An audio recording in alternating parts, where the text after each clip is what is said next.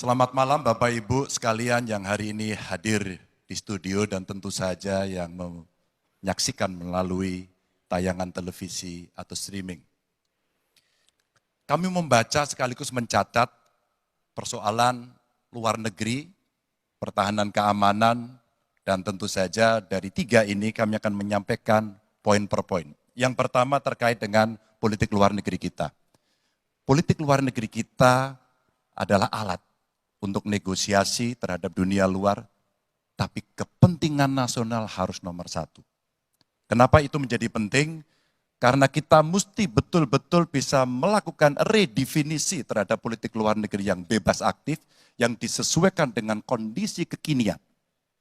Ini penting karena apa? Karena kita perlu untuk memilih, memilah, dan memprioritaskan yang menjadi kekuatan, keinginan dari bangsa dan negara ini. Rakyat butuh bekerja.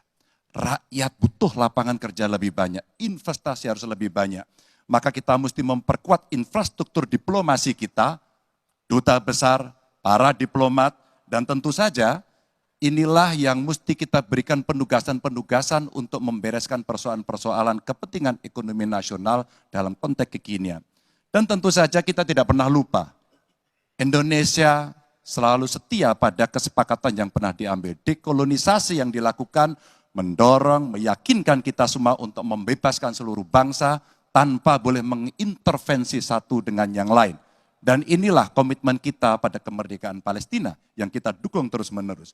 Maka kalaulah kemudian itu kita kerjakan, beberapa problem krisis iklim barangkali akan kita selesaikan dengan membawa pola-pola diplomasi sesuai dengan kekinian yang diperlukan. Atau barangkali kepentingan UMKM yang mesti kita bawa ke dunia internasional seperti praktek yang pernah kami lakukan di Jawa Tengah. Dan itu membuat masyarakat akan merasakan politik luar negeri jauh lebih baik.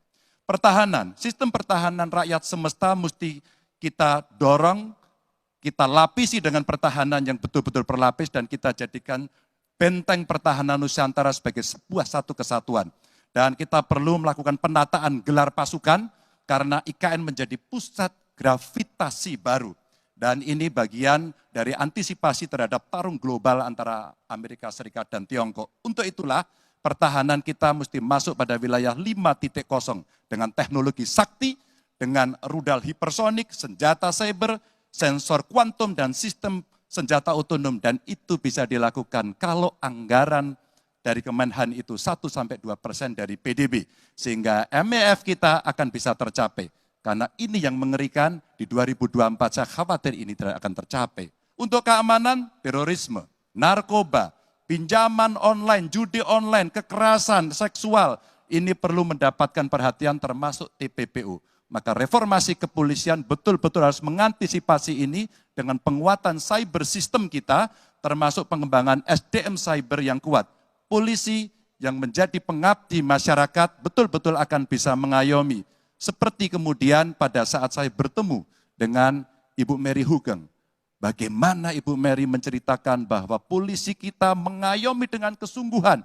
Polisi kita hidup dengan sangat sederhana dan mereka punya integritas yang tinggi.